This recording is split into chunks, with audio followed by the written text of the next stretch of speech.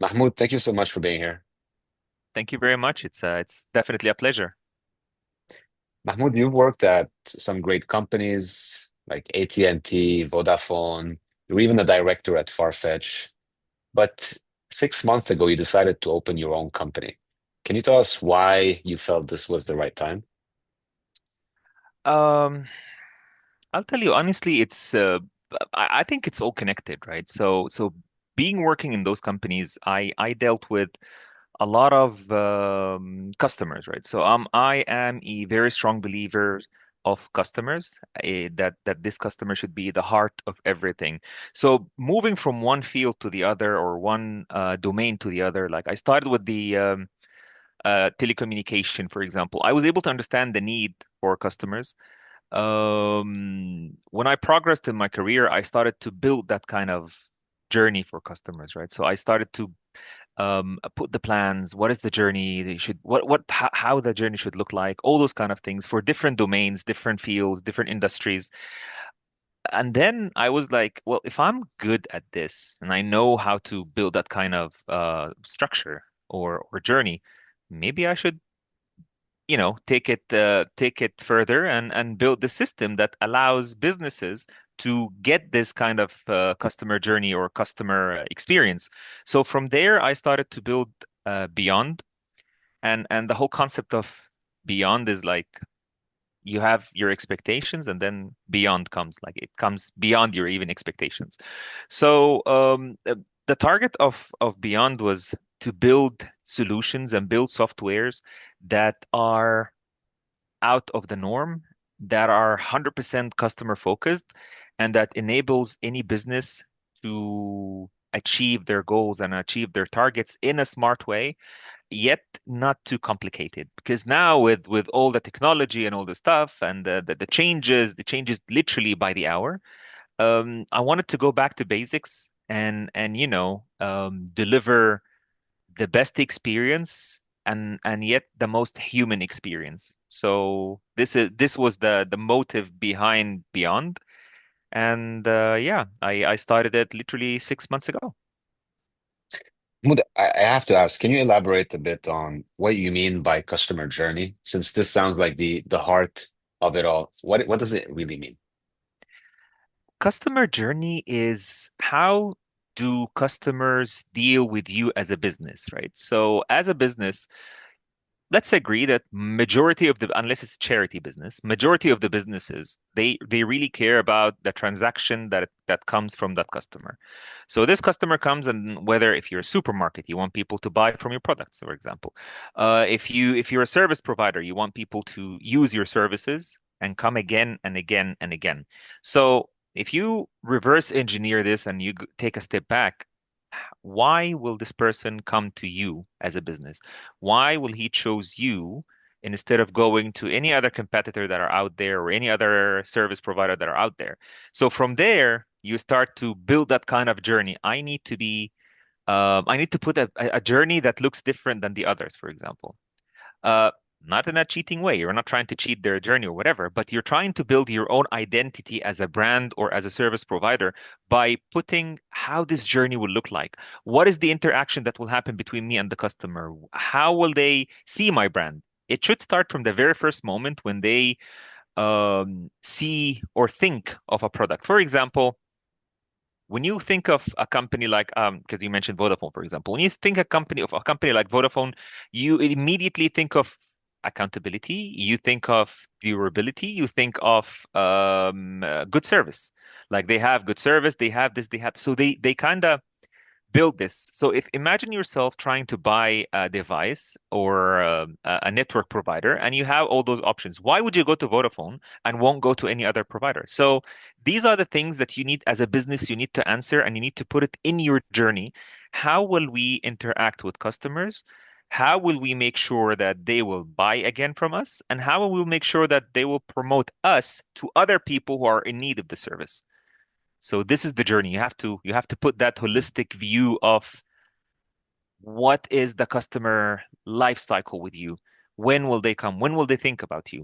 What will they think when they remember your name or when you mention your name to them? If a friend tells them, "What do you think of Beyond?" Will they tell them that it's a great company, or they will say, no, we had a horrible experience with this company, do not go to them? So those kind of things is what defines the customer journey. And it's very important before you even start running your business to build that. Like you want customers to buy. You want customers to come and buy from you. So how are you going to do that? What is the system that you will use to take this money from them?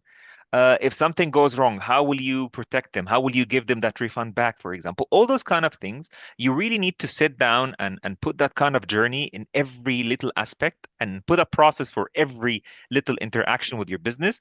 And then that's your journey. That's your story. Mm. You're essentially mapping out all the possibilities of Yeah. interaction with your business. So you mentioned that you want businesses to achieve what they're currently doing, but in a smarter way. So being Yes. more efficient. So how does that work? Do you first talk with them and try to map out that journey we just talked about, and then look at loopholes and how you can make things faster and better? Absolutely. Absolutely. So, for example, some companies, if they deal, for example, with returns, let's say it's an e-commerce and they're doing with they're dealing with packages. Sometimes the process, if you follow the regular process, this process should take, for example, 10 days for the return to come, and the customer should wait for 10 days for this money to come back. But if you think about this, is there a way for you to give this customer their money before those 10 days passes? So those kind of questions that you need to ask yourself and to the business, how can I achieve this? How can I go out of the normal process in the most human way and at the same time in a way that doesn't really damage my business? And I don't want to be giving out the money without, having money in return. So those kind of things that you really need to sit and see. You put the process as it is, and then you try to optimize and enhance.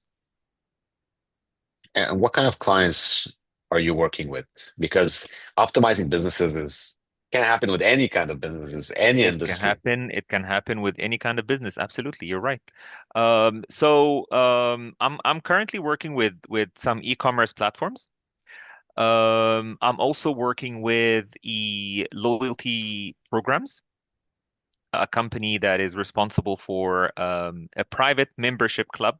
That's one of my clients now, where we have to build the whole operations of this. So what will the member get? What kind of partnerships do we have? What is the supply and what is the demand? All those kind of things. It's you need to build it from the scratch. But yes, it is very important to go over the processes. You build all the processes, you put all the possibilities, and then you start to, how can I make it faster? How can I make it better? How can I save time for the customer? How can I make sure that I don't through a lot of resources from my end, whether money or people? Because also there is a method where for every problem you have, you hire someone to fix, but it's not efficient, right? I'm a strong believer of hiring the right candidate. It's better than hiring any candidate, even if it's cheaper. I would rather invest money in hiring the right candidate, the right fit for the role, than saying that maybe I should get this one like for half price, but I can get someone who will do the job. So it is always important to find this kind of balanced approach where you really, you look at how can you help the customer and how can you help the business that you're dealing with. Do you feel like people usually know how they can improve and they just need your advice on how to implement, or do people completely unaware and they just need someone to just make it faster? I've seen both actually. I've seen both, right? So, uh, one beautiful thing when you start to think this way, when you do root cause analysis and you start to see what are the like I've dealt with businesses that they were fixing everything. They started to use automation actually.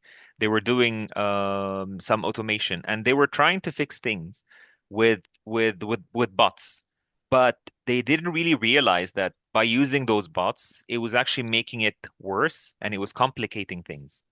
So for them, they wanted to move shipments. It was an e-commerce platform as well. They wanted to move shipments from point A to point B.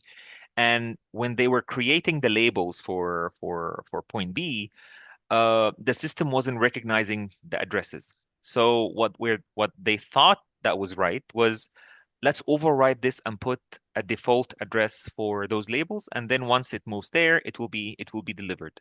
So on papers, they were able to move 10,000 packages that were blocked from moving to the other place. But on reality, those 1,000 boxes, they were scattered and they were lost on the way because the addresses were not actually the right address. So things like these, sometimes they don't really they think that they're fixing things, but they look at one problem and they don't see the complication that happens after that. So it's my job to go over every single possibility and then try to rectify those challenges, and then we try to fix them one at a time. I love A/B tests, right? So I always say A/B tests are the best. So they're actually incredible.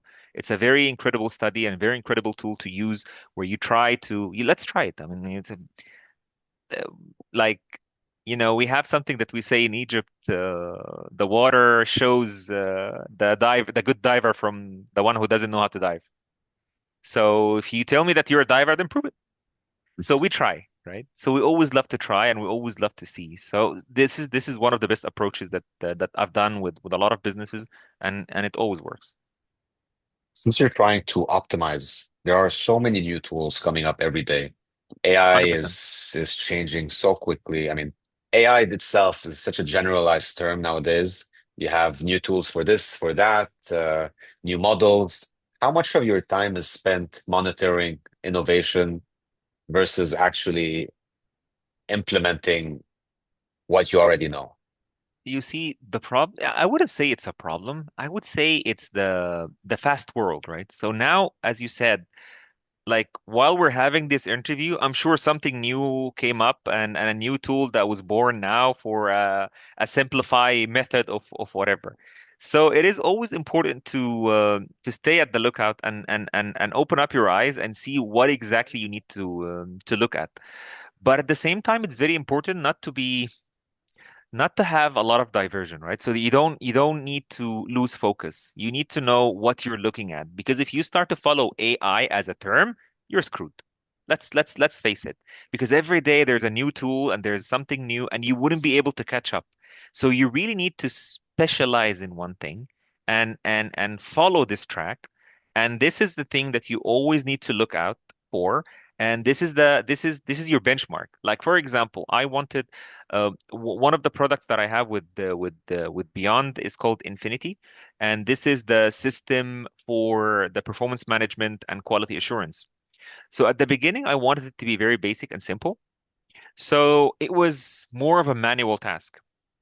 And then I decided to introduce the AI to it because specifically for the quality assurance. Usually, when you do quality assurance according to a sample size. You don't do 100%, you do only for a sample size to get a percentage. So I was like, why don't we try to use AI? And instead of going with a sample size, a percentage of the work, let's do 100% of the work. Like, let's do the analysis for 100% of the interactions or 100% of the work.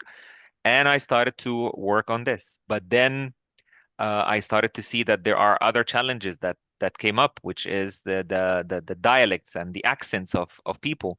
So if you're reviewing this from a quality perspective, your AI sometimes doesn't recognize the Khaliji accent, the people from Saudi Arabia. It doesn't always recognize it.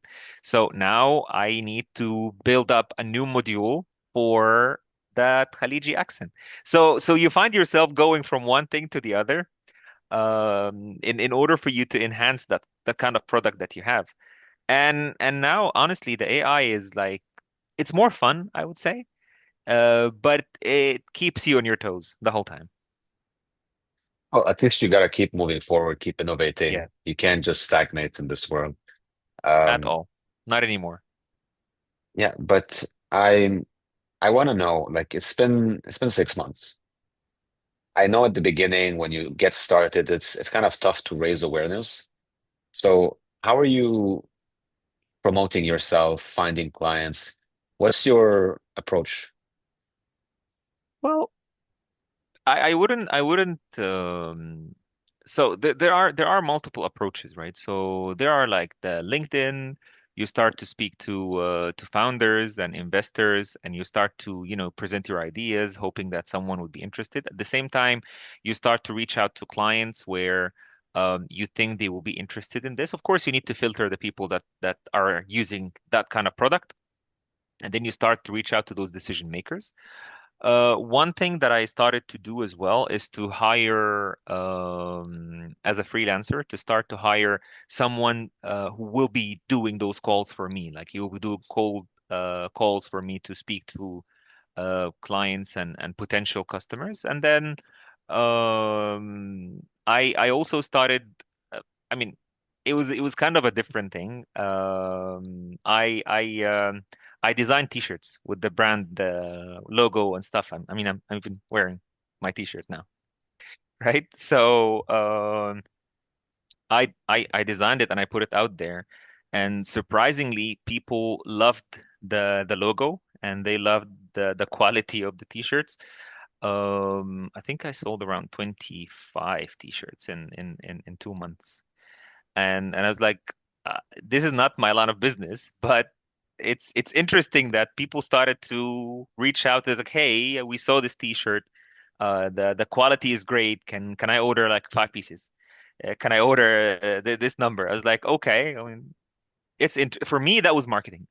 Instead of putting money somewhere else, I decided to put it this way. For example, I go to the gym, right? So I printed it on my I designed a few T-shirts for the gym, and some clients actually reached out to me because of this.